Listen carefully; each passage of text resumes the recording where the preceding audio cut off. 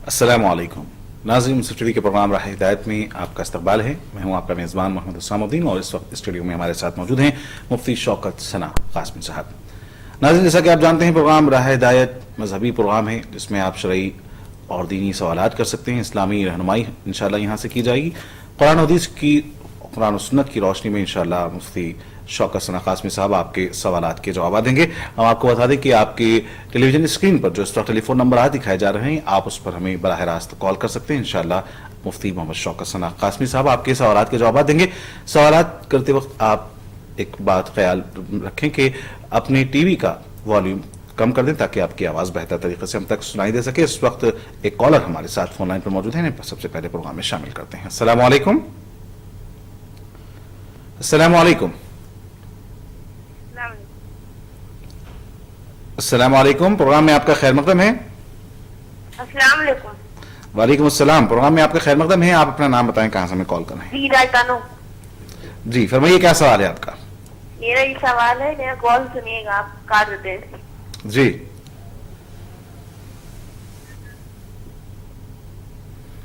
मेरे शौहर हैं, आपसे हमने कहा नमाज नहीं पढ़ते। आप अपना सवाल जारी रखिए, फरमाइए क्या सवाल है आपका। मेरे शौहर नमाज नहीं पढ़ते हैं। जी जी, बहुत बेहतर। इंशाल्लाह जी आपका सवाल हम समझ चुके हैं। जरूर इंशाल्लाह मुफ्ती साहब आपके सवाल का जवाब देंगे। मुफ्ती साहब, बहनें जानना चाहती हैं, गालिबन इससे कबल इस तरीके का सवाल हमारे प्रोग्राम में हमने शामिल किया है कि उनके शौहर हैं जो नमाज की पाबंदी नहीं करते हैं, वो ये चाहती हैं कि उनके शौहर के लिए, बल्कि मैं ये कहूँगा कि प्रोग्राम का आगाज़ से न सिर्फ उनके शौहर के लिए बल्कि तमाम मुसलमानों के लिए नमाज जो एक काफ़ी अहमियत की हामिल है, इस्लाम का एक रुकन है, दीन का एक अहम रुकन है, इस ताल्लुक से आप नसीहत फरमाते हुए प्रोग्राम का आगाज़ फरमाएं। देखिए, माह रबीउल अव्वल चल रहा है और इस महीने में मोहम्मद रसूलुल्लाह सल्लल्लाहु अलैहि वसल्लम इस दुनिया में तशरीफ़ लाए।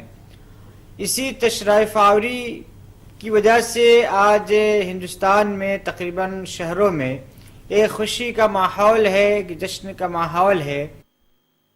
रसूलुल्लाह सल्लल्लाहु अलैहि वसल्लम की मोहब्बत में बढ़ चढ़ कर हिस्सा लेना चाहता है, लेकिन याद रखिएगा रसूलुल्लाह सल्लल्लाहु अलैहि वसल्लम से सही मोहब्बत का हक उसी वक्त अदा हो सकता है जबकि रसूलुल्लाह सल्लल्लाहु अलैहि वसल्लम की तालीमात पर अमल किया जाए। रसूलुल्लाह सल्लल्लाहु अलैहि वसल्लम को तकलीफ पहुंचाकर आपसे मोहब्बत हासिल नहीं की जा सकती है। रसूलुल्लाह सल्लल्लाहु अलैहि वसल्लम ने फरमाया कि अल्लाह ताला ने मेरी आंखों की ठंडक नमाज में रखी है, तो जो कोई मेरी आंखों को ठंडक पहुंचाना चाहता है, जो मुझे खुश करना चाहता है, जो मेरे लिए खुशी फराहम करना चाहता है, उसके लिए ज़रूरी है कि वो नमाज की पाबंदी करे। इसीलिए कि रसूलुल्लाह सल्लल्लाहु अलैहि वसल्लम की आंखों की ठंडक नमाज थी। कोई भी मसला दरपेश होता था, कोई भी मुसीबत आती थी, कोई भी आफत आती थी, फौरी रसूलुल्लाह सल्लल्लाहु अलैहि वसल्लम नमाज की तरफ जाते थे और नमाज पढ़ते थे और रसूलुल्लाह सल्लल्लाहु अलैहि वसल्लम को सुकून मिलता था नमाज पढ़ने से। अब अगर कोई उम्मती रसूलुल्लाह सल्लल्लाहु अलैहि वसल्लम से मोहब्बत करता है और वो नमाज नहीं पढ़ता है, तो जाहिर सी बात है कि इसका ये दावा कि मैं रसूलुल्लाह सल्लल्लाहु अलैहि वसल्लम से मोहब्बत करता हूँ बिल्कुल झूठ है और सरासर गलत है। और वैसी नमाज छोड़ने वाले को रसूलुल्लाह सल्लल्लाहु अलैहि वसल्लम ने यानी कुफ्र वाला अमल करार दे दिया और बाज़ इमाम ने तो जानबूझकर नमाज छोड़ने वाले को काफिर ही कह दिया है।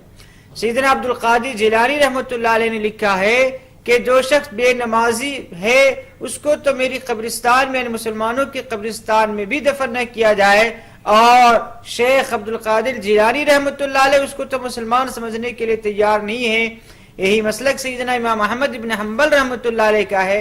इसलिए नमाज के सिलसिले में बहुत ज्यादा एहतियात और पाबंदी की जरूरत है। अल्लाह ताला हमको और पूरे उम्मत मुस्लिमा को नमाज की तौफीक अता फरमाए। नाज़रीन, सब एक कॉलर फोन लाइन पर हमारे साथ हैं, प्रोग्राम में उन्हें शामिल करते हैं। अस्सलाम वालेकुम। वालेकुम सलाम। प्रोग्राम में आपका खैर मकदम है। फरमाइए, आप अपना नाम बताएं, कहां से हमें कॉल कर रहे हैं। मैं राजस्थान टोंक डिस्ट्रिक्ट से बोल रहा हूँ, मोहम्मद सईद नाम है। मोहम्मद सईद साहब राजस्थान से आप कॉल कर रहे हैं, फरमाइए क्या सवाल है आपका। मैं ये मालूम कर रहा था हुजूर सल्लल्लाहु अलैहि वसल्लम की विलादत 9 तारीख को है या 12 को है। जी, और कोई सवाल। किताब में हमने 9 तारीख का पढ़ा था। जी, और कोई सवाल है आपका। दूसरा एक सवाल है जी। ایک کتاب پڑھتے ہیں ہم، اس کے اندر کچھ غیبی خبریں اس طرح کی ہے کہ ایک صاحب آئے، انہوں نے کہا یہاں کوئی پاک صاف جگہ ہے، تو پوچھا گیا کہ میں مرنا چاہتا ہوں، تو ان کو بتایا گیا کہ وہاں سامنے چل جاؤ، وہ جا کے مر گئے. تو وہ اس طرح کی غیب کی خبریں، اور اس کتاب کو بڑی مقدس سمجھ کے جو ہے پڑھا جاتا ہے اثر کے بعد. تو کیا ہم پڑھیں اس کو یا کوئی پڑھی جائے تو سنیں؟ بہت بہتر. انشاءاللہ دونوں سوالات کے جوابات دیے جائیں گے. ایک اور کالر اس وقت فون لائن پر ہمارے ساتھ ہیں، انہیں پروگرام میں شامل کرتے ہیں. السلام علیکم. وعلیکم السلام. پروگرام میں آپ کا خیر مقدم ہے. آپ اپنا نام بتائیں، کہاں سے میں کال جی محمد مرتضی نئی دلی سے بول رہا ہوں. جی محمد مسعود صاحب نئی دہلی سے بول رہے ہیں، فرمائیے کیا سوال ہے آپ کا. جی میرا سوال یہ ہے کہ جیسے سپوز صبح فجر کی نماز قضا ہو جاتی ہے، جی تو قضا نماز پڑھنے کے بعد جیسے ہم قرآن کی تلاوت کرتے ہیں، کچھ صورتیں پڑھتے ہیں، کچھ لوگ یہ کہتے ہیں کہ اگر یہ فجر کی نماز ادا نہ پڑھی جائے تو یہ صورتیں یا تلاوت قرآن پاک جو ہم کرتے ہیں قبول نہیں ہوتی. یہ چیزیں یہ کہاں تک صحیح ہے؟ جی آپ کا مطلب یہ ہے کہ نماز فجر آپ نے قضا ادا کر دی، اس کے بعد آپ قرآن کی تلاوت کرتے ہیں، یا نماز فجر جی جی جی جی نماز فجر قضا ہی رہے اور آپ نے قرآن مجید کی تلاوت شروع دی، قرآن مجید کی تلاوت شروع ہاں جیسے روٹین میں کرتے ہیں کہ فجر کی مان لو ادا کے بعد بھی کرتے ہیں، یا قضا ہو گئی تو قضا کے بعد بھی پڑھتے ہیں. جی بہت بہتر. انشاءاللہ آپ کے سوال کے جوابات دیے جائیں گے. بہت بہت شکریہ ہمارے ساتھ جڑنے، پروگرام میں شامل ہونے کا. مفتی صاحب سب سے پہلے راجستھان سے محمد سعید صاحب نے ہمیں کال کیا ہے. وہ جاننا چاہتے ہیں، جیسا کہ کل کے پروگرام میں اسی سے آپ نے آغاز کیا تھا، تاریخ پیدائش نبی کریم صلی اللہ علیہ وسلم کی تاریخ ولادت کیا ہے.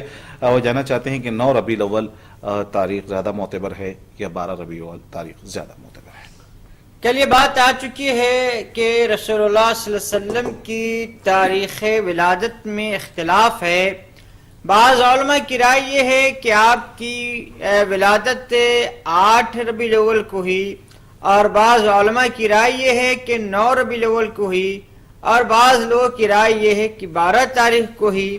لیکن صحیح بات جو زیادہ تر سے لوگوں نے لکھی ہے وہ 9 تاریخ کی ہے، اور اکثر و بیشتر سیرت نگاروں نے 9 تاریخ کو ترجیح دی ہے.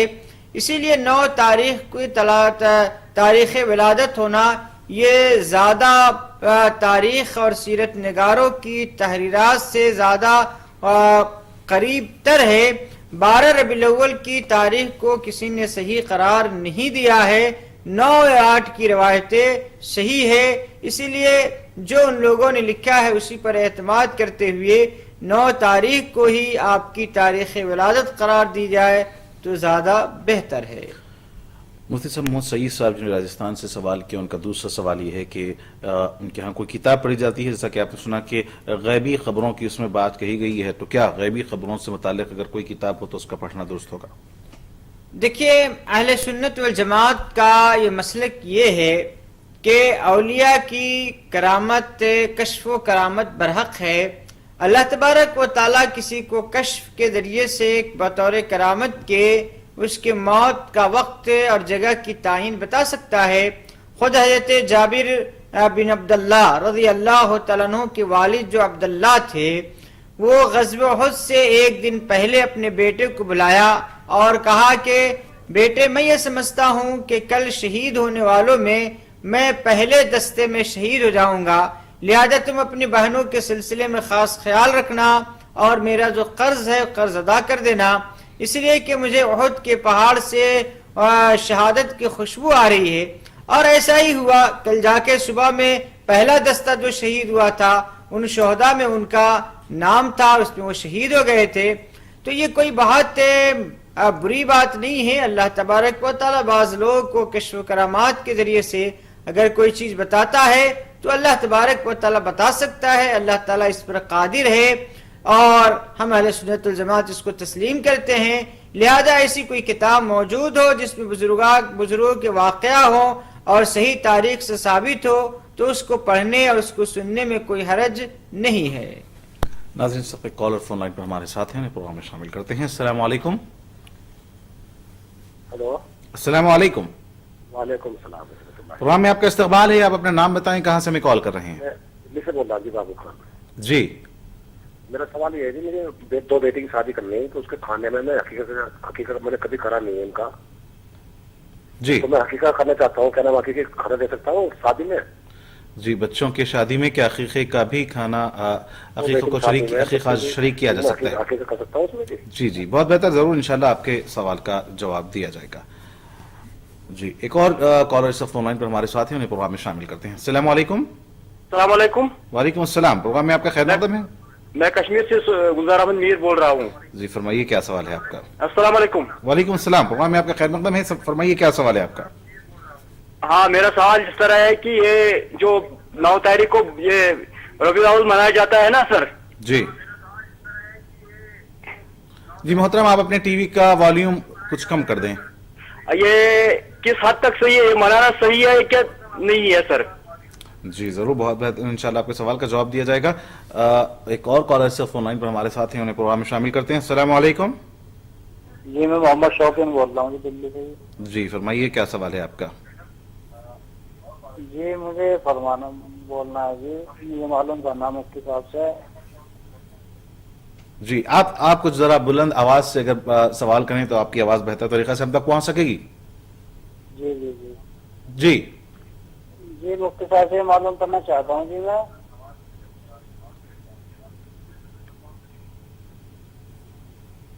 हेलो जी फरमाइए, क्या सवाल है आपका? बराए मेहरबानी अपने टीवी का वॉल्यूम कुछ कम कर दें ताकि आपकी आवाज हम तक सही तरीके से पहुंच सके, वरना जी तो मैं मोहम्मद शौकीन बोल रहा हूँ दिल्ली से ये। जी हेलो जी शायद उनकी आवाज हम तक पहुंच नहीं पा रही बराबर। मुफ्ती साहब, हम पहले बढ़ेंगे मोहम्मद मसूद साहब के कॉल की तरफ, जिन्होंने नई दिल्ली से हमें कॉल किया था। नमाज फजर के बाद अगर नमाज फजर हमसे खजा हो चुकी हो तो क्या उसके बाद तिलावत कुरान की जा सकती है? आम हालात में नमाज, कोई भी नमाज हो, उसको कज़ा नहीं करनी चाहिए, और ख़ास तौर से फजर की नमाज कज़ा करना ये दुरुस्त नहीं है।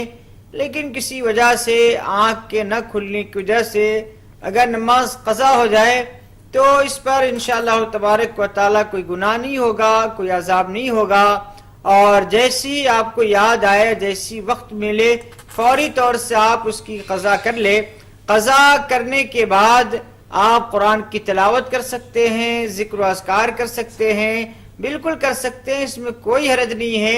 ये कहना कि जिसने नमाज कज़ा कर लिया, गोया कि अब उसके बाद अगर वो कुरान की तिलावत कर रहा है या इसी तरीके से वो जिक्र अस्कार कर रहा है तो न कुरान की तिलावत काबिल कबूल है, न जिक्र अस्कार काबिल कबूल है।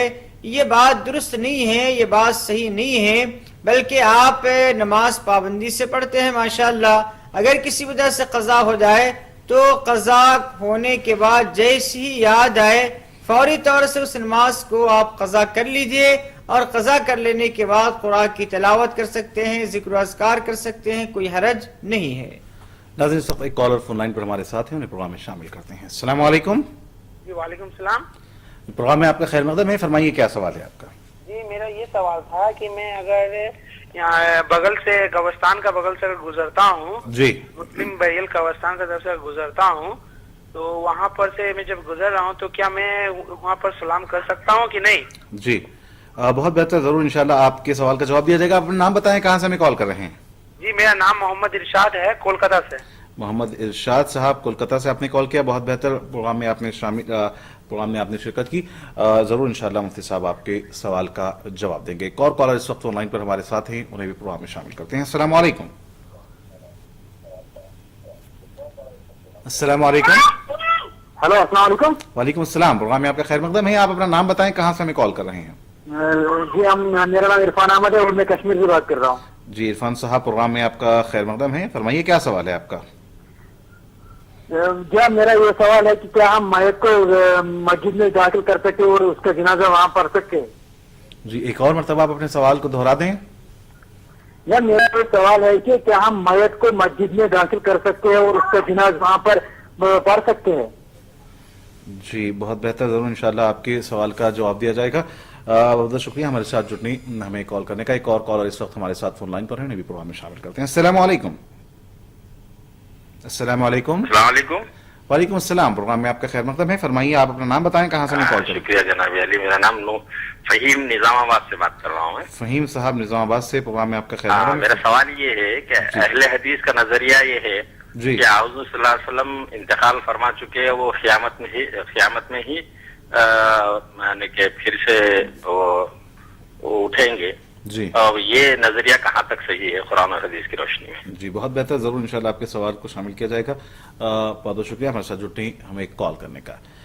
मुफ्ती साहब, इससे कबल एक सवाल हमें आया था, वो सवाल ये था कि साहब ने सवाल किया कि उनके बच्चों की शादी का इस वक्त मौका है, उन्होंने बच्चों का अकीक़ा नहीं किया है, तो क्या अब शादी की तकरीब में अकीक़े को शामिल किया जा सकता है? शादी की तकरीब और दावत में अगर आपने अकीका किया, यानी आप बकरे को ज़बह किया अकीका की नीयत से, और आप उसी गोश्त को आपने शादी में इस्तेमाल किया, तो ये आपके लिए इस्तेमाल करना दुरुस्त हो जाएगा और आपके लिए अकीका करने की भी इजाज़त और गुंजाइश होगी, और गोश्त का तकसीम करना आपके लिए लाजिम व ज़रूरी नहीं होगा। आप जब उसके गोश्त की दावत कर दे रहे हैं तो ये दावत कर देना तकसीम के कायम मकाम हो जाएगा। मुझसे साहब, एक और कॉलर ने हमें सवाल किया है कि क्या 9 रबीउल अव्वल हो या फिर 12 रबीउल अव्वल हो, इस पर कोई खुसूसी तकरीबात, जैसा कि कल भी इस तरीके के बहुत सारे सवाल हमारे प्रोग्राम में आए थे, क्या तकरीबात मुनक्किद की जा सकती हैं? देखिए, रसूलुल्लाह सल्लल्लाहु अलैहि वसल्लम की विलादत के मौके पर बिल्कुल आप जश्न मना सकते हैं, लेकिन जश्न मनाएंगे कैसा? जश्न मनाने का ये तरीका है कि आप 9 तारीख या 12 तारीख को फजर बाद से बैठिए और असर तक दुरूद पढ़िए। इससे बेहतरीन कोई जश्न नहीं हो सकता है। याद रखिएगा, एक मर्तबा दुरूद पढ़ने पर 10 रहमतें नाजिल होती है, 10 सवाब दिया जाता है, 10 दर्जात को बुलंद किया जाता है, 10 गुनाह माफ किए जाते हैं। अगर आप फजर के बाद से लेकर असर तक दुरूद पढ़ रहे हैं, 5 से 10,000, 15,000, 20,000 आप दुरूद पढ़ सकते हैं। आप अंदाजा लगाइए कि आपके मकाम मर्तबे में कितना इजाफा होगा और कितने गुनाह अल्लाह ताला आपके माफ कर देंगे और कितने सारे अल्लाह ताला नेकियां लिखेंगे आपको। तो ये है जश्न मनाने का तरीका कि आप उस दिन बजाय बाहर निकलने के या नारा लगाने के या झंडियां लेकर निकलने के या जुलूस में शिरकत करने के, आप घर में बैठकर अपने बच्चों के साथ या तन्हा जैसा मुमकिन हो सके आप दुरूद शरीफ पढ़िए। आप दुरूद शरीफ पढ़कर रसूलुल्लाह सल्लल्लाहु अलैहि वसल्लम की विलादत का जश्न मनाइए। ये एक मुसलमान के लिए, रसूलुल्लाह सल्लल्लाहु अलैहि वसल्लम से मोहब्बत करने वालों के लिए इससे बेहतर कोई जश्न नहीं हो सकता है। इसके अलावा जो भी जश्न है, जाहिर सी बात है, उसका इस्लाम से कोई ताल्लुक नहीं है। मुफ्ती साहब, मोहम्मद इरशाद साहब ने कोलकाता से हमें सवाल किया था कि अगर कब्रिस्तान के करीब से गुजर हमारा होता हो तो वहाँ पर अहले कबूर को किस तरीके से सलाम पेश किया जाए? देखिए, एक तो यह है कि आप कब्रिस्तान में दाखिल हों तो ऐसी सूरत में अस्सलामु अलैकुम या अहलल कबूर कहना है। लेकिन फर्ज कीजिए रोड के बाजू में कब्रिस्तान है, आप उस रोड से गुजर रहे हैं, तो ऐसी सूरत में आप अहले कबूर से सलाम करना मसनून नहीं है। एक और सवाल इरफान साहब ने कश्मीर से मुफ्ती साहब हमें किया है, मैयत के ताल्लुक से कुछ जानना चाहते हैं। अगर आप उनका सवाल सुने हो तो उसका जवाब चाहता हूँ। असल में इनका सवाल ये था कि क्या मैयत को यानी जनाजे को मस्जिद में रखा जा सकता है और मस्जिद में नमाज जनाजा अदा की जा सकती है? इसका जवाब यह है कि अगर कोई जनाजागाह ना हो यानी अलग से कोई ऐसी जगह न बनाई गई हो जहाँ पे नमाज जनाजा अदा की जा सकती हो, तो ऐसी सूरत में मस्जिद में भी नमाज जनाजा अदा की जा सकती है। फहीम साहब ने निज़ामाबाद से हमें सवाल किया है कि अहले हदीस हजरात के यहाँ ये कहा जाता है कि नबी करीम सल्लल्लाहु अलैहि वसल्लम की वफात के बाद अब वो क़यामत के रोज़ ही उठाए जाएंगे, क्या ऐसा अक़ीदा दुरुस्त है? देखिए, किसी भी मसलक वाले हों, रसूलुल्लाह सल्लल्लाहु अलैहि वसल्लम की ज़ात गिरामी में के सिलसिले में कोई बात करने में बहुत ज्यादा एहतियात की जरूरत है। हमारे अहले हदीस भाई इस सिलसिले में चूंकि बहुत ही गैर मोहतात हैं, इसीलिए मेरी ख्वाहिश उनसे ये है कि रसूलुल्लाह सल्लल्लाहु अलैहि वसल्लम की ज़ात के सिलसिले में बहुत ज्यादा एहतियात बरतने की जरूरत है। इसमें कोई शक नहीं कि रसूलुल्लाह सल्लल्लाहु अलैहि वसल्लम इस दुनिया से तशरीफ ले जा चुके हैं और आप सल्लल्लाहु अलैहि वसल्लम अपने कब्र अतहर में आराम फरमा रहे हैं। لیکن یہ کہنا کہ رسول اللہ صلی اللہ علیہ وسلم مر گئے اور ایسا ہو گیا جیسا عام انسانوں کو بولتے ہیں، یہ بولنا ایک مسلمان کے لیے قطعاً مناسب نہیں ہے. یہ رسول اللہ صلی اللہ علیہ وسلم کی عظمت کے خلاف بات ہے. اسی لیے رسول اللہ صلی اللہ علیہ وسلم کے سلسلے میں ایسی گفتگو کرنے سے بچنا چاہیے. اہل سنت والجماعت کا مسلک اور موقف یہ ہے کہ رسول اللہ صلی اللہ علیہ وسلم اس دنیا سے تشریف لے جا چکے ہیں. آپ اپنے قبر اطہر میں تشریف فرما ہیں اور آپ اپنے قبر میں زندہ ہیں. یہی وجہ ہے کہ دنیا کا کوئی بھی انسان کسی مسلک سے تعلق رکھتا ہے، جب قبر اطہر پہ پہنچتا ہے تو وہ کہتا ہے السلام علیک ایھا النبی ورحمۃ اللہ وبرکاتہ. چاہے وہ اہل حدیث مسلک کا ہو کسی مسلک پہ ہو، خود جب قبر انور پہ جا کر تشریف جب لے کر حاضری ہوتی ہے تو اس وقت خطاب کرتا ہے السلام علیک یا رسول اللہ. یا رسول اللہ سے خطاب اسی سے ہوتا ہے جو موجود ہو، جو سنتا ہو. اہل سنت والجماعت کا عقیدہ یہ ہے کہ رسول اللہ صلی اللہ علیہ وسلم قبر اطہر میں زندہ ہیں. وہاں پہ جا کر سلام کرنے والوں کے سلام کو براہ راست سنتے ہیں، اور پوری دنیا میں کسی جگہ بھی درود و سلام کوئی آدمی پڑھتا ہے تو فرشتے لے جا کر پہنچاتے ہیں. ظاہر سی بات ہے کہ رسول اللہ صلی اللہ علیہ وسلم قبر انور میں زندہ نہ ہوتے تو فرشتے سلام کس طرح پہنچاتے تھے؟ پھر آپ صلی اللہ علیہ وسلم سلام کو کیسے لیتے تھے؟ خود حدیث میں موجود ہے کہ آپ صلی اللہ علیہ وسلم سلام کو پہنچایا جاتا ہے، آپ صلی اللہ علیہ وسلم سلام کو سنتے ہیں. اس سے واضح ہوتا ہے کہ رسول اللہ صلی اللہ علیہ وسلم قبر اطہر میں زندہ ہے. یہ الگ بات ہے کہ زندگی کی کیفیت کیا ہے وہ اللہ تبارک و تعالیٰ کو معلوم ہے. ناظرین سب ایک کالر فون لائن پر ہمارے ساتھ ہیں، پروگرام میں شامل کرتے ہیں. السلام علیکم. دلی سے بول رہا ہوں جی. السلام علیکم. مسئلہ معلوم کرنا ہے جی. جی آپ اپنا نام بتائیں، کہاں سے ہمیں کال کر رہے ہیں؟ محمد شوقین دلی سے بول رہا ہوں جی. میں جی فرمائیے، کیا سوال ہے آپ کا؟ مجھے ایک مسئلہ معلوم کرنا ہے جی. جی کہ اگر مجھے دوسری شادی کرنی ہے جی تو پہلی بیوی سے اس کی اجازت کی ضرورت ہوگی؟ جی بہت بہتر. اور کوئی سوال ہے آپ کا؟ اگر پہلی بیوی ہماری حیات ہے، پہلی بیوی موجود ہے، جی تو اس سے اجازت کی ضرورت ہے یا بنا اجازت کے شادی کر سکتے ہیں؟ جی بہت بہتر، انشاءاللہ ضرور آپ کے سوال کا جواب دیا جائے گا. ایک اور کالر اس وقت فون لائن پر ہمارے ساتھ ہیں، انہیں بھی پروگرام میں شامل کرتے ہیں. السلام علیکم. وعلیکم السلام. جی آپ اپنا نام بتائیں، کہاں سے ہمیں کال کر رہے ہیں؟ جی محترم آپ اپنا نام بتائیں، کہاں سے ہمیں کال کر رہے ہیں؟ ہلو. جی آپ کی آواز آ رہی ہے، فرمائیں. آپ اپنا نام. میں عقیق احمد سیوڑی سے بول رہا ہوں، بمبئی سے. جی فرمائیے، کیا سوال ہے آپ کا؟ ہاں میرا سوال یہ ہے کہ طلاق اگر کوئی ایک ساتھ میں 3 طلاق دے دیا ہو تو کیا 3 مانا جائے گا یا پھر 1 طلاق مانا جائے گا؟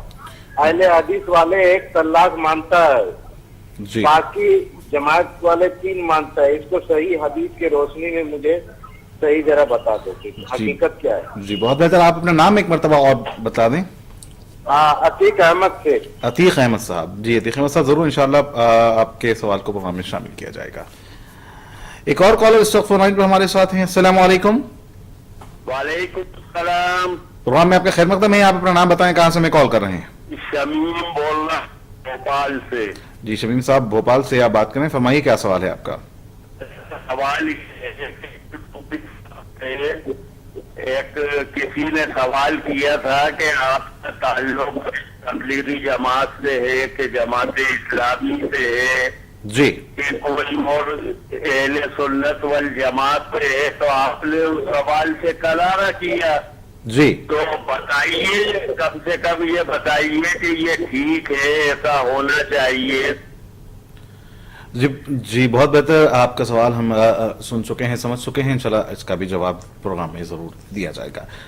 مفتی صاحب، محمد صاحب نے دلی سے سوال کیا ہے کہ اگر کوئی شادی شدہ آدمی دوسری شادی کرنا چاہتا اور اس کی پہلی زوجہ باحیات بھی ہو تو کیا اسے پہلی اپنی بیوی سے طلاق دینی ضروری ہے؟ مردوں کو اسلام میں 4 شادی کی اجازت ہے، وہ 4 تک شادی نکاح کر سکتے ہیں، لیکن قرآن نے اس کے لیے ایک شرط رکھی ہے کہ اگر وہ 1 سے زائد بیویوں کے درمیان عدل انصاف کو باقی رکھ سکتا ہے اور ان کے بائی کو مقرر کر سکتا ہے، نانفقہ برابر کر دے سکتا ہے اور تمام اس کی ضروریات کو پورا کر سکتا ہے، اور دونوں کے اندر عدل انصاف کو باقی رکھ سکتا ہے تو اس کے لیے ایک سے زائد شادی کرنے کی اجازت ہوگی. لیکن اگر عدل و انصاف نہیں کر سکتا تو پھر قیامت کے دن اس کے لیے سخت گرفت ہو سکتی ہے. اس لیے اگر آپ اپنے اوپر اس بات کو اعتماد رکھتے ہیں کہ ہم دوسری شادی کر کے پہلی اور دوسری بیویوں کے درمیان عدل و انصاف کو قائم رکھ سکتے ہیں تو آپ کے لیے دوسری شادی کرنے کی اجازت ہوگی اور دوسری شادی کرنے کے لیے پہلی بیوی کی اجازت کی کوئی ضرورت نہیں ہوگی. مفتی صاحب بامبے سے عتیق احمد صاحب نے سوال کیا ہے کہ طلاق اگر ایک ساتھ 3 طلاقیں ایک ہی مجلس میں دی جائیں تو کتنی طلاقیں شمار ہوں گی؟ عام طور پر یہ مسئلہ ہے کہ اہل حدیث حضرات اسے ایک ہی طلاق شمار کرتے ہیں، تو یہ قرآن حدیث کی روشنی میں جاننا چاہتے ہیں کہ اگر ایک مجلس میں ایک سے زائد بار طلاق کہی جائے کتنی طلاقیں شمار ہوں گی؟ دیکھیے اس کا جواب تو میں دوں گا آپ کو، لیکن پہلی بات یہ دیکھیے کہ آپ کسی کو 3 مرتبہ ایک سانس میں گالی دیجیے اور کہیے کہ نہیں میں نے تو آپ کو ایک ہی مرتبہ گالی دی ہے، یا ایک مجلس میں کسی کو آپ 3 ڈنڈے ماریے اور کہیے کہ نہیں مجلس تو ایک ہی ہے لہذا یہ 3 ڈنڈا نہیں ہوا ایک ہی ڈنڈا ہوا، تو آپ بتائیے کوئی یہ سمجھ سکتا ہے یہ بات کو؟ جس طریقے عیسائی یہ کہتے ہیں کہ اللہ، عیسیٰ اور مریم تینوں مل کر ایک خدا ہے، تو آپ ہی بتائیے کہ 3 مل کر ایک کیسے ہو سکتا ہے؟ جب آدمی ایک سانس میں 3 مرتبہ کوئی بات کہے اور وہ کہے کہ نہیں یہ ایک ہی ہوتا ہے، یہ خود عقل سے بھی سمجھیے تو عقل میں یہ بات آنے والی نہیں ہے کہ 3 مرتبہ کوئی کہہ رہا ہے طلاق طلاق طلاق اور اس کو آپ کہہ رہے ہیں نہیں یہ ایک ہی ہوا، اس لیے کہ ایک مجلس میں 3 مرتبہ بات کہی گئی. تو آپ خود سوچئے کہ کیا ایسا ممکن ہے؟ عقل میں آنے والی بات ہی نہیں ہے. اس کے علاوہ قرآن و حدیث میں اور اسی طریقے سے 4 ائمہ جو ہیں، سیدنا امام ابو حنیفہ رحمۃ اللہ علیہ، سیدنا امام مالک رحمۃ اللہ علیہ، سیدنا امام شافعی رحمۃ اللہ علیہ، سیدنا امام احمد بن حنبل رحمۃ اللہ علیہ، 4 ائمہ کا اس مسلک پر اتفاق ہے کہ ایک مجلس میں یا ایک سانس میں 3 طلاق دی جائے تو تینوں طلاق واقع ہو جاتی ہے. بلکہ اس پر تمام امت مسلمہ کا اتفاق ہے کہ ایک مجلس میں 3 طلاق دی جائے تو 3 طلاق واقع ہوتی ہے. البتہ شیعہ مسلک میں ایک مجلس میں 3 طلاق دی جائے تو وہ ایک شمار ہوتی ہے. ہمارے اہل حدیث بھائیوں نے یہ 4 ائمہ کے مسلک کو چھوڑ کر، اہل سنت والجماعت کے مسلک کو چھوڑ کر شیعوں کے مسلک کو اس میں اختیار کیا ہے، اور قرآن و سنت سے ائمہ 4 کی مسلک کی تائید ہوتی ہے. احادیث میں بھی ایک مجلس سے 3 طلاق کو 3 مرتبہ طلاق دینے کو 3 مرتبہ ہی شمار کیا گیا ہے. اور ابھی تقریباً 10-15 سال پہلے سعودی عرب والے نے، یعنی سعودی عرب نے پورے دنیا کے مسلمانوں کے علماء کو بلا کر ایک بہت بڑا کانفرنس کیا تھا، جس میں متفقہ طور پہ تمام علماء نے یہ فتویٰ دیا تھا کہ ایک مجلس کی 3 طلاق شمار کی جائے گی، 1 طلاق شمار نہیں کی جائے گی. اسی لیے اس سلسلے میں ہمارے اہل حدیث بھائیوں کا مسلک انتہائی کمزور ہے، ان کا موقف انتہائی کمزور ہے، اس لیے ان کی بات کو اس سلسلے میں بالکل قبول نہ کیا جائے، نہ تسلیم کیا جائے. صاحب ایک وضاحت ہم آپ سے چاہتے ہیں کہ کل بھی اس طریقے کے سوالات آئے تھے کہ ہم جہاں راہ ہدایت پروگرام میں سوالات کے لوگوں کے جوابات دے رہے ہیں شرعی مسائل پر، لوگوں کو اس بارے میں شاید کچھ تشویش ہو گئی ہے کہ کس جماعت سے اس پروگرام کا تعلق ہے اور کس جماعت سے متعلق یہاں پر جوابات دیے جا رہے ہیں. تو میں چاہوں گا کہ راہ ہدایت میں سوالات کے کن بنیادوں پر جوابات دیے جاتے ہیں، آپ وضاحت فرمائیں. یہ اصل میں یہ امت روایات میں کھو گئی، یہ حقیقت خرافات میں کھو گئی. آپ کو اس سے کیا تعلق کہ ہمارا تعلق کس مسلک سے اور کس مذہب سے ہے؟ آپ یہ دیکھیے کہ جو جوابات دیے جا رہے ہیں قرآن و سنت کے روشنی میں ہے یا نہیں. اگر نہیں ہے تو آپ ہماری نشاندہی کیجئے، ہم اس کو قبول کرنے کے لیے تیار ہوں گے. ہمارا اپنا موقف یہ ہے کہ ہم قرآن و سنت، صحابہ کے عمل، ائمہ 4 کے اقوال کی روشنی میں ہم جواب دیتے ہیں، اور یہ ہمارے راہ ہدایت کا شروع سے یہی موقف رہا ہے کہ قرآن، حدیث، صحابہ کے عمل اور ائمہ 4 جو 4 اہل سنت والجماعت کے ائمہ 4 ہیں، ان کے اقوال کی روشنی میں جوابات دیے جائیں.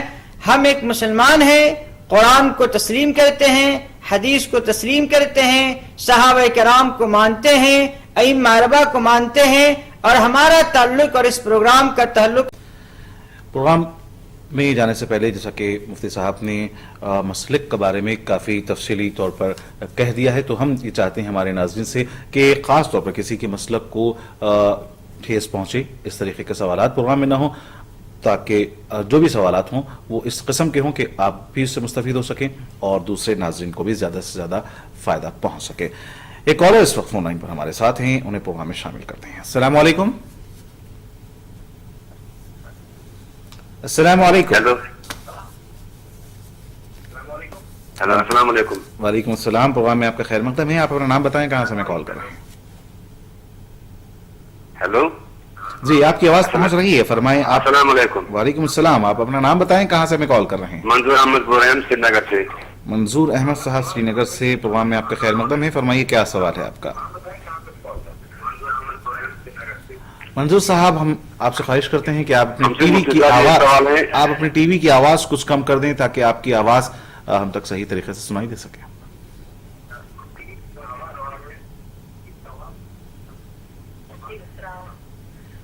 جی شاید یہ فون ڈراپ ہو چکی ہے۔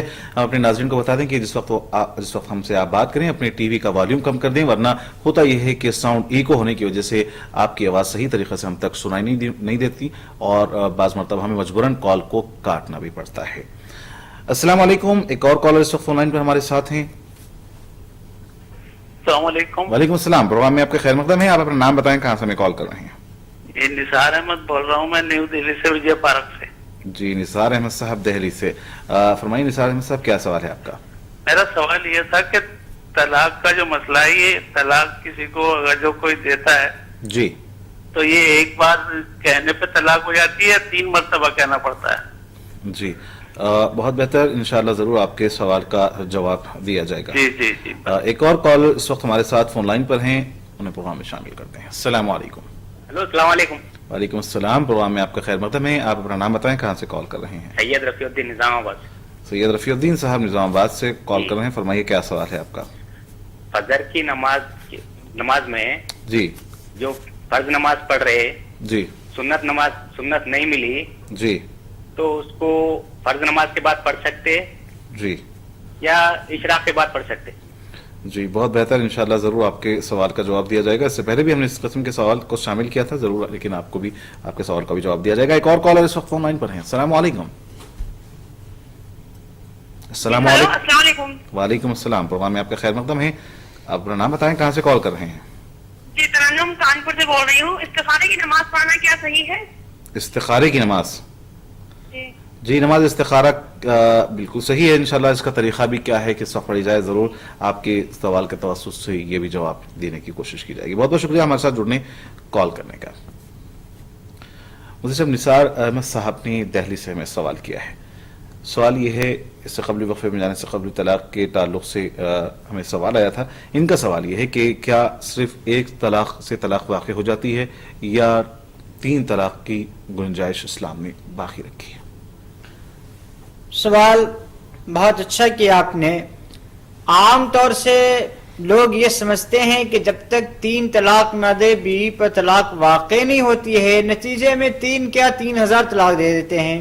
دیکھیے طلاق 3 ہیں، پہلی طلاق دیے تو بھی طلاق واقع ہو جائے گی، البتہ اس طلاق کو طلاق رجعی کہتے ہیں، یعنی عورت کے 3 منتھلی پیریڈ آنے سے پہلے اگر کوئی آدمی رجوع کرنا چاہتا ہے تو رجوع کر سکتا ہے، لیکن طلاق 1 دی جائے تو بھی بیوی پر طلاق واقع ہو جاتی ہے، اور 3 منتھلی پیریڈ آنے کے بعد پھر وہ بیوی ہمیشہ کے لیے نکاح سے نکل جاتی ہے۔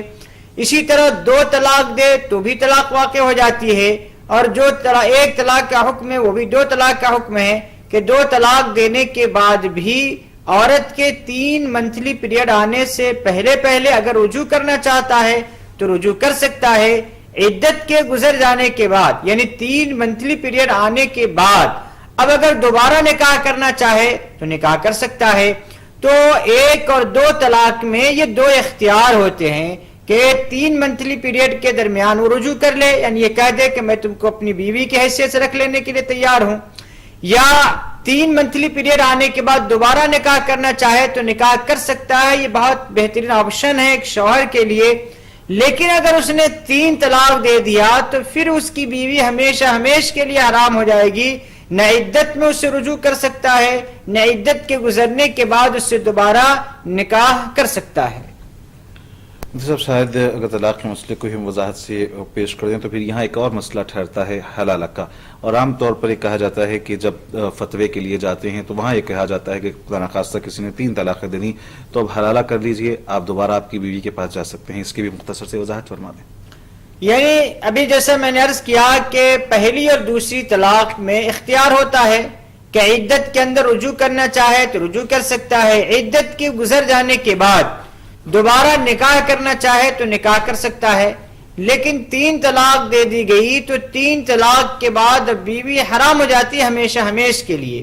اب اس کے حلال ہونے کی بس ایک ہی شکل یہ ہے کہ اس عورت سے کوئی دوسرا مرد نکاح کرے، نکاح کرنے کے بعد اس سے جنسی تعلق قائم کرے، پھر کسی بنیاد پر اس کو طلاق دے دے تو پھر اس طلاق اور عدت کے بعد دوبارہ یہ پہلا والا شوہر اگر نکاح کرنا چاہتا ہے تو اس کی گنجائش ہے اور اس کو حلالہ کہتے ہیں. لیکن پوری پلاننگ کے ساتھ حلالہ کرنا یہ جائز نہیں ہے، یہ درست نہیں ہے.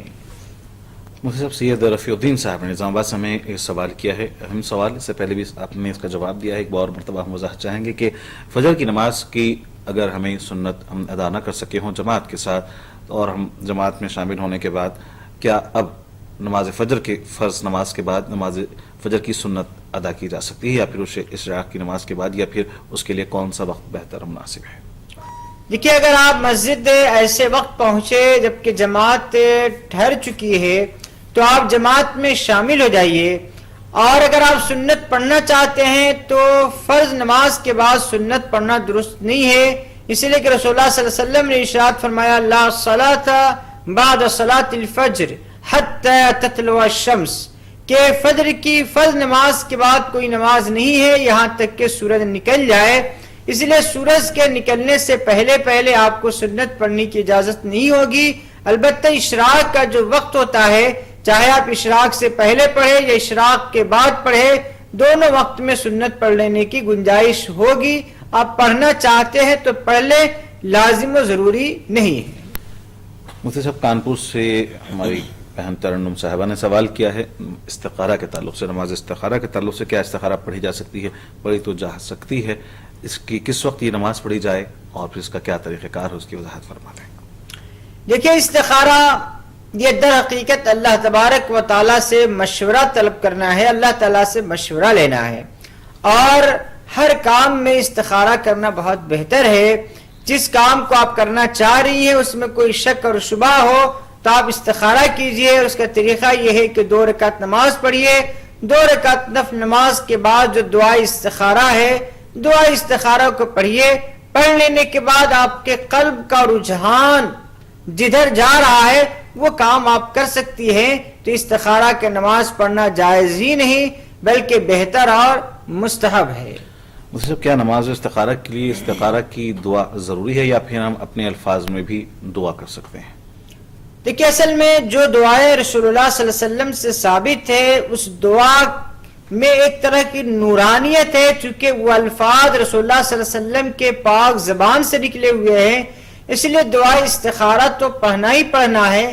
دعا استخارہ پڑھیں گے پھر استخارہ کی برکتیں حاصل ہوں گی اور استخارہ کا صحیح طریقہ ہوگا. آج کل جو آن لائن استخارہ چل پڑا ہے کہ آپ کسی کو فون کریں اور کہہ دیں کہ میرے لیے استخارہ دیکھ دیجئے، یہ بالکل غلط بات ہے. جس کو مشکل پیش آئے وہ خود استخارہ دے کے خود وہ اللہ تبارک و تعالیٰ سے مشورہ کرے، کسی اور کو گتے پر نہ دے کہ آپ میری طرف سے اللہ میاں سے مشورہ کر لیجئے کہ اللہ میاں کیا چاہتے ہیں میرے بارے میں. یہ تو انتہائی غفلت کی بات ہے، انتہائی لاپرواہی کی بات ہے کہ ضرورت آپ کو ہے، کسی اور کو بول رہے ہیں کہ آپ میرے لیے اللہ سے مشورہ کیجئے کہ اللہ تبارک و تعالیٰ کی مرضی کیا ہے. یہ تو ایسے ہی ہو گیا کہ جیسا کہ بخار آپ کو آئے اور کسی آپ کو بول دیں کسی دوسرے آدمی کو کہ تم میری طرف سے دوا کھا لو، تو ظاہر سی بات ہے زندگی بھر کبھی بخار نہیں اترے گا. اسی لیے جو طریقہ ثابت ہے سنت سے شریعت سے اسی طریقے کے مطابق ہمیں اور آپ کو کام کرنا چاہیے. ناظرین اس وقت ایک کالر فون لائن پر ہمارے ساتھ ہیں. السلام علیکم. السلام علیکم ورحمۃ اللہ وبرکاتہ. وعلیکم السلام ورحمۃ اللہ وبرکاتہ. فرمائیے آپ اپنا نام بتائیں, کہاں سے ہمیں کال کر رہے ہیں؟ جناب ہم کشمیر سے محمد صبا نہنگر ماتن سے بول رہے ہیں. سر جی فرمائیے کیا سوال ہے آپ کا؟ سر سوال ہمارا یہ ہے کہ زوال وقت میں نماز جنازہ آتا ہے یا نہیں؟ کیا زوال کے وقت میں نماز جنازہ پڑھی جا سکتی ہے یا نہیں؟ پڑھنا جائز ہے یا نہیں؟ جی بہت بہتر, ضرور انشاءاللہ آپ کے سوال کا جواب دیا جائے گا. ایک اور کالر اس وقت ہمارے ساتھ ہیں. السلام علیکم.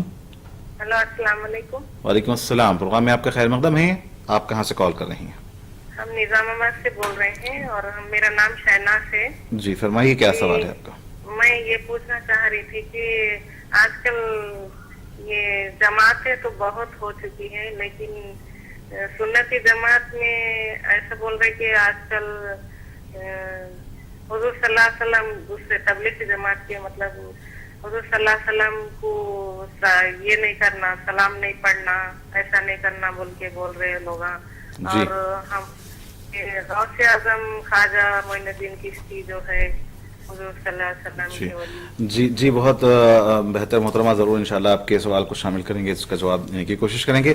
ایک اور کالر اس وقت ہمارے ساتھ فون لائن پر ہیں. السلام علیکم. السلام علیکم. ہیلو السلام علیکم. وعلیکم السلام. خیریت سے ہو؟ الحمدللہ. پروگرام میں آپ کا خیر مقدم ہے. آپ اپنا نام بتائیں, کہاں سے ہمیں کال کر رہے ہیں؟ میرا نام حسین احمد ہے. عابد حسین احمد. جی فرمائیے کیا سوال ہے آپ کا؟ یہی کہ جو ہے جنازہ نماز جو ہے زوال کے وقت میں پڑھائی جا سکتی ہے کہ نہیں؟ بس یہی سوال آپ بھی ریپیٹ کرنا چاہتے ہیں. بہت بہتر, ضرور انشاءاللہ آپ کے سوال کا جواب دیا جائے گا. ایک اور کالر اس وقت فون لائن پر ہمارے ساتھ ہیں. السلام علیکم. السلام علیکم. السلام علیکم. وعلیکم السلام. پروگرام میں آپ کا خیر مقدم ہے. آپ اپنا نام بتائیں, کہاں سے کال کر رہے ہیں؟ میں محمد جعفر یادگیر کرناٹک سے بات کر رہا تھا. محمد جعفر صاحب یادگیر کرناٹک سے. فرمائیے کیا سوال ہے آپ کا؟ میرا دیکھیے, میرے بچے کو ہمارے بھونے صاحب اور ہمارا بھانجا مل کے ختم کر دیے. جی. اللہ اس کی سزا کیا دیں گا اور کیا نہیں کیا؟ جی. اور میرے بچے کو مر کے 4 سال ہو گیا. ایک کیس یہاں پہ یادگیر میں ہو گیا تھا, ان کو سزا ہو گئی تھی. جی. اور اب اس کے بعد انہوں ہائی کورٹ میں بیل لے کے واپس آئے سو ہے. جی. اللہ اس کی کیا سزا دیں گا کیا نہیں اس کو مارنے والے کو. جی بہت بہتر جعفر صاحب, اللہ تعالیٰ آپ کے بچے کی مغفرت فرمائیں. ضرور انشاءاللہ مفتی صاحب اس کے سوال کا جواب دیں گے. قانونی نقطۂ نظر سے اگر آپ اس تعلق سے کوئی چیز جاننا چاہتے ہیں تو ہمارے ہاں پروگرام لیگل پوائنٹس لائیو بھی ہوتا ہے, جہاں پر ایڈوکیٹ حضرات موجود ہوتے ہیں. اگر آپ کوئی قانونی رائے لینا چاہتے ہیں تو اس پروگرام میں بھی آپ کال کر کے مشورہ حاصل کر سکتے ہیں. مفتی صاحب, پروگرام کے آخری لمحات میں ہم پہنچ رہے ہیں. کشمیر سے سوال آیا تھا, ایک اور صاحب نے بھی اسی سوال کو دہرایا کہ کیا نماز جنازہ زوال کے وقت اگر میت مسجد کو لائی جاتی ہے یا پھر زوال کے وقت کا وقت دیا جاتا ہے تو کیا ایسے میں نماز جنازہ پڑھی جا سکتی ہے؟ دیکھیے, زوال کے وقت کوئی نماز نہ پڑھی جائے یہاں تک کہ نماز جنازہ پڑھنے سے بھی احتیاط برتی جائے. زوال کا وقت ختم ہونے کے بعد نماز جنازہ پڑھی جا سکتی ہے. مسلم محمد جعفر صاحب نے یادگیر کرناٹک سے سوال کیا ہے کہ 4 سال قبل ان کے لڑکے کا کسی وجوہات کی بنا پر قتل کیا گیا ہے. آج کل نہ صرف یادگیر کرناٹک بلکہ ہم دیکھتے ہیں کہ ہندوستان کے مسلم معاشرے میں خصوصاً ہم نے حیدرآباد میں بھی گزشتہ کچھ دنوں میں ایسی چیزیں نوٹ کی ہیں کہ مسلمان ہی مسلمان کا قتل کرتا ہے اور محلوں میں قتل ہونے لگے ہیں. میں چاہوں گا کہ قتل کی اسلام میں کس طریقے سے ممانعت آئی ہے, کتنا بڑا اسے جرم قرار دیا گیا ہے, دنیا میں بھی اس کا کیا عذاب ہو سکتا ہے, اور پھر ظاہر ہے کہ یوم الحشر اس کا کس طریقے سے حساب لیا جائے گا. دیکھیں, اس سلسلے میں اللہ تبارک و تعالی نے بالکل واضح کر دیا کہ جو کوئی کسی مومن کو, کسی مسلمان کو عمدن قتل کرے گا فجزاہ جہنم, تو اس کا ٹھکانہ جہنم ہے. اور یاد رکھیے, ظالم کو یہ ظالم عدالتیں ضمانت دے سکتی ہے, لیکن اللہ تبارک و تعالی کی عدالت میں اللہ تعالی کے عدل انصاف کے سامنے ظالم کو اس کے ظلم کا پورا بدلہ دیا جائے گا. دنیا کی عدالتیں کسی ظالم کو مظلوم ثابت کر سکتی ہے, مظلوم کو ظالم ثابت کر سکتی ہے. یہ دنیا کی عدالتیں جو چاہے کر لے, لیکن اللہ تبارک و تعالیٰ کی عدالت میں ان عدالتوں کو بھی ٹھہرنا پڑے گا, उन जालिमों को भी ठहरना पड़ेगा और अल्लाह की अदालत में पूरा पूरा इंसाफ मिलेगा। वहां पे किसी जालिम को जमानत नहीं मिल सकती और कोई मजलूम को जालिम साबित नहीं किया जा सकता है। तो दुनिया में कोई छूट गया कोई कमाल नहीं है, 60 साल के बाद वो जिंदगी आएगी, वो हमेशा हमेश की जो जहन्नम का अजाब होगा उससे कोई छुड़ाने वाला दुनिया की कोई ताकत नहीं छुड़ा सकती है। अल्लाह के कहर से, अल्लाह के अजाब से, अल्लाह के इंसाफ से, अल्लाह के फैसले से कोई इंसान नहीं छूट सकता है। अगर उसने जुल्म किया है तो जुल्म का पूरा पूरा बदला पाएगा। दुनिया की कोई ताकत अल्लाह तबारक व तआला के सामने ठहर कर उसको अल्लाह के अजाब से नहीं बचा सकती है। इसलिए दुनिया में अगर किसी को जमानत मिल गई तो ये न समझे कि अल्लाह के पास भी उसको जमानत मिल जाएगी। इसीलिए आप सब्र कीजिए और अल्लाह तबारक व तआला से दुआ कीजिए।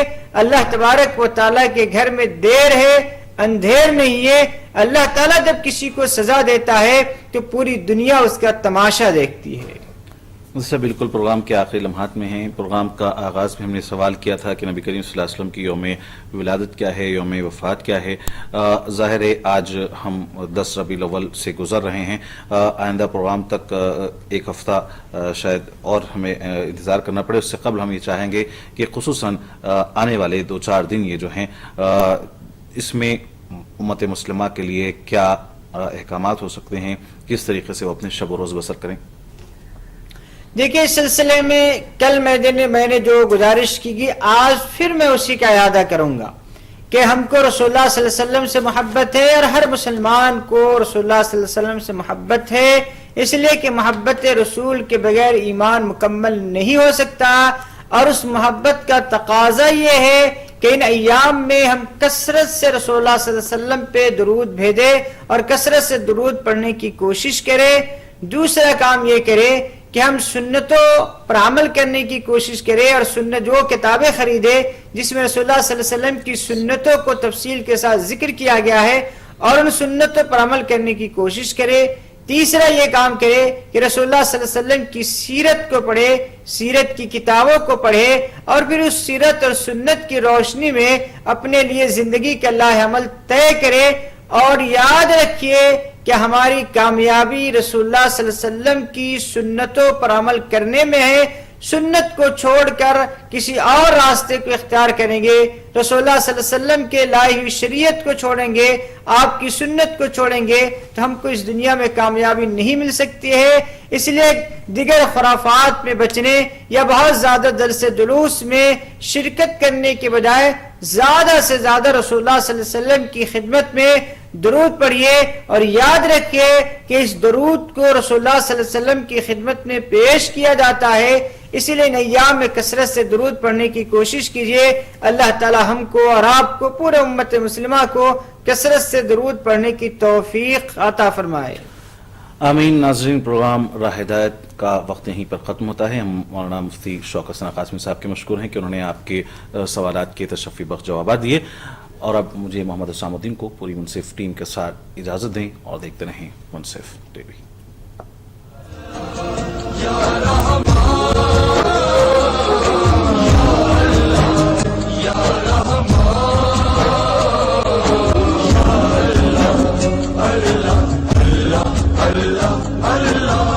तेरी रहमत के तलबगार हैं हम, ये वजह है कि गुनाहगार हैं हम। तेरी रहमत के तलबगार हैं हम, ये वजह है कि गुनाहगार हैं हम।